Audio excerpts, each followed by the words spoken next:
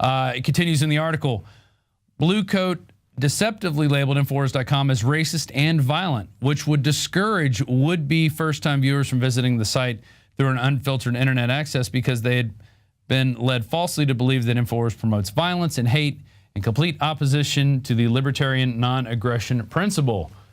Kid, you couldn't have written it better than that. And that's just the whole case to it. We've never promoted violence. We promote InfoWar. We promote knowledge. We promote healthy living. We promote goodness. We promote the Second Amendment. We promote self-defense. We don't promote violence, hate, and racism. Certainly not. But we're being blocked at. And it just takes one company out there to do that, to block it, the access to millions of other people's, which is why you need to become a member of PrisonPlanet.tv, because your support helps us grow, it helps us continue, and helps to fight off attacks like this. We had to get lawyers involved on this because it is not a pretty picture going after these companies. So we sure do appreciate your support at INFOWARS.com, INFOWARSnews.com, and PrisonPlanet.tv. Your support helps us out. And by becoming a member, you can share your username and password with up to 11 different people. So you could have 11 of your friends, well, 10 plus you, on there at the same time watching the reports, downloading the reports, putting them out yourself, putting them on your own YouTube channels, because that's the way we're going to fight this censorship, by getting the word out. And we'll be back after this with Dick Cheney and Alex Jones' predictions of the ISIS rebels getting the Stinger missiles that, oh, suddenly they just got, and we didn't know. It's the InfoWars Nightly News.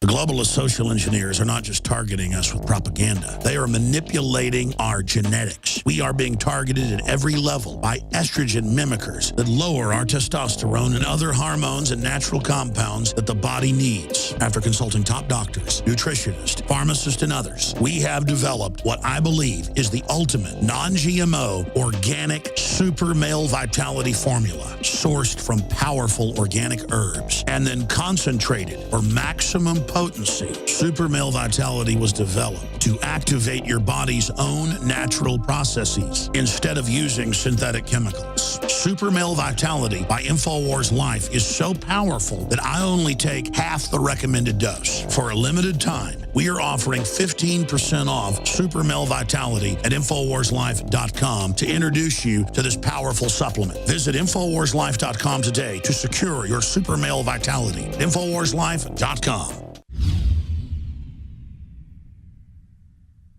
Hi, I'm Dr. Edward Group. Today I'd like to talk about the war on women. You've experienced and heard about the benefits of Super Male Vitality.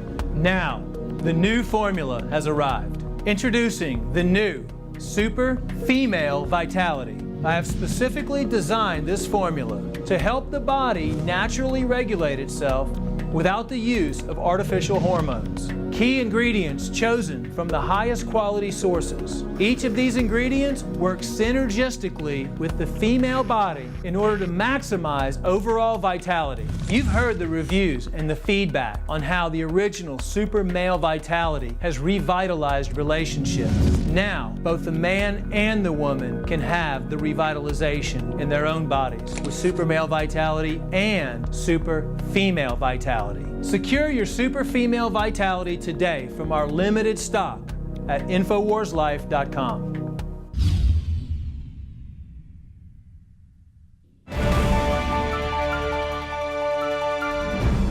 Welcome back. I don't hate too many people in this world. In fact, I like almost everybody. But one person that I truly despise is Dick Cheney. And this week he crawled out of his rat hole along with his beautiful bride wife and wrote The Collapsing Obama Doctrine, an op-ed piece for the Wall Street Journal. In it, he said, rarely has a U.S. president been so wrong about so much at the expense of so many. That's right, because you're a vice president. You know, you didn't benefit billions and billions of dollars by having your former company get no bid contracts. You didn't spill the blood of millions of Americans. I'm not talking about the ones who just died in the war, but their friends and relatives who had to endure their family members being killed or maimed or injured.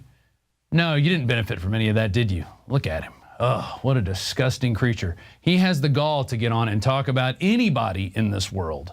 He can't even criticize the devil. That is how disgusting that creature is, Dick Cheney. He is a complete, utter disgrace. But just the fact that he crawled out of his rat hole and had the gall to say all that in the Wall Street Journal is truly disgusting. The man is reprehensible. You know, and just going back to 9/11.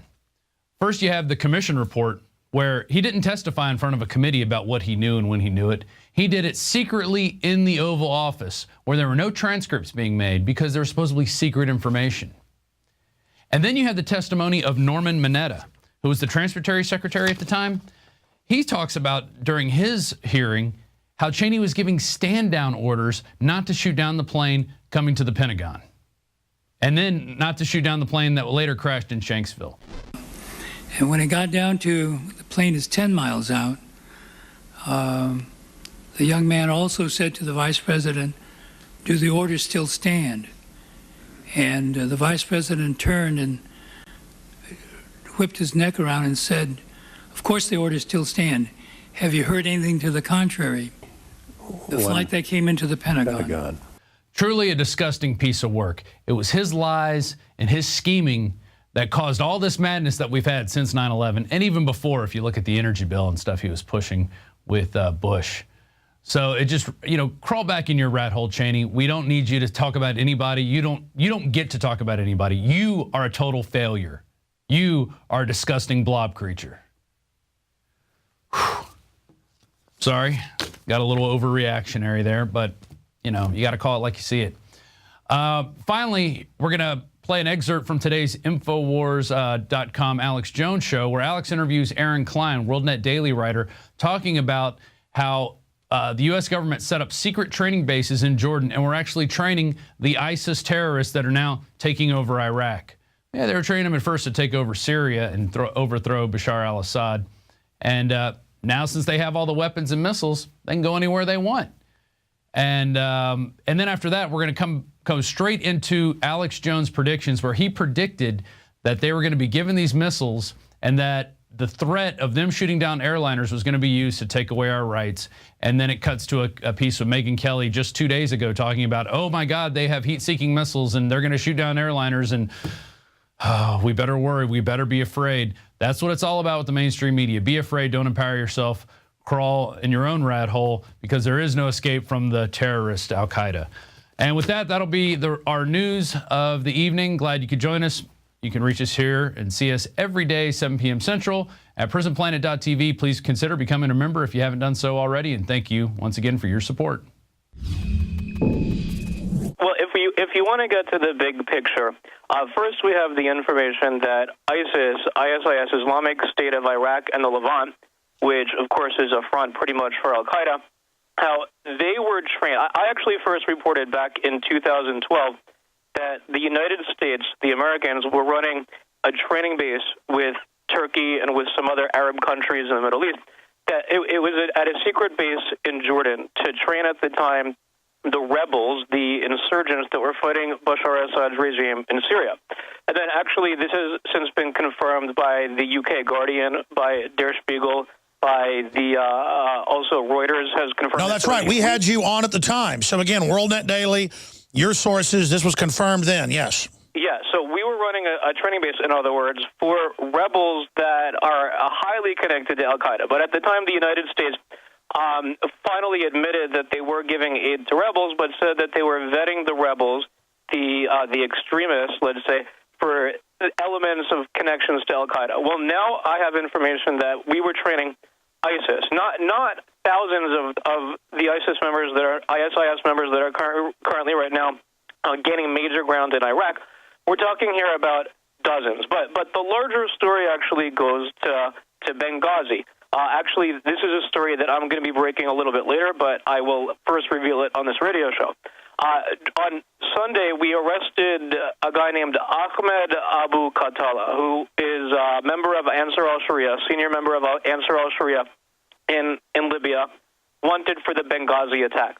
Well, it's a little bit strange that out of nowhere, suddenly we arrest this guy. Because actually, last year, there was U.S. Special Forces were tracking his every move. They were actually literally hours, according to CNN and the Washington Post, hours from arresting him. But then all of a sudden, Obama calls for the arrest at the exact same time in Libya of another terrorist. His name's Libby. The guy's been wanted since the 80s. He operates openly. They could have arrested him at any time. So Libby's arrested in this public raid, and then this guy who was just arrested, Katala, is suspected in the Benghazi attack. He hears about it, and he goes underground. So all of a sudden, we now arrest him. So I have information, actually, that Katala, again, he's actually, as of his arrest, the most wanted jihadist for the Benghazi attack, the murder of 4 Americans, including a U.S. ambassador.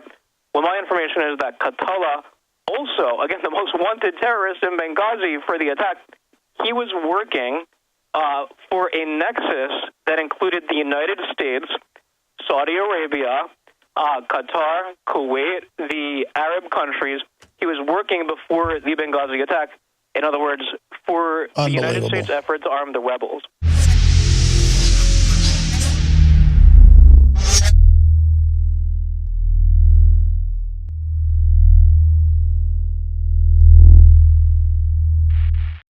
Finally, somebody who's really big in the media is talking about something that we have been just screaming and yelling over, and McClatchy finally covered it. In fact, will you guys re-pull that in the article out of yesterday's stack where al-Qaeda promises that after Assad falls to attack America with the missiles.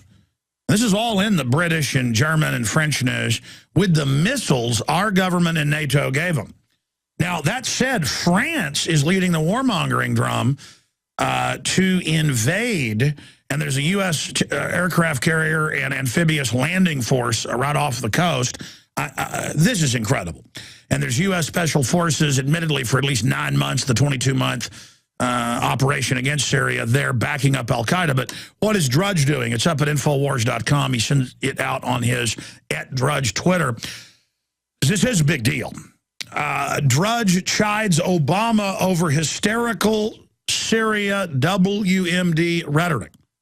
The Assad regime, who's not perfect but wasn't attacking anybody, with real al-Qaeda. That's the main force. In fact, guys, will you print me the CFR thing from 3 months ago? Just type in CFR says we, quote, need al-Qaeda. That'll pull up the INFOWARS article. You can print that. Then that will link to the CFR report. Print that. Now that I think about it, I want to just re-show all this stuff to people, along with the McClatchy. There's an LA Times. Well, there's hundreds of articles out there saying, well, there is al-Qaeda, part of the force, and, well, yeah, they're about half the force. Well, actually, they're leading the force. Well, actually, they are the force. And we could get our liberties back. This could kill the hoax of al-Qaeda, the hoax of 9/11, all of it. These guys out of Saudi Arabia, who they brought into Libya next to Egypt, are now going up here just north of Israel and Lebanon. They are now going into Syria, which is to get ready to go into Iran over here.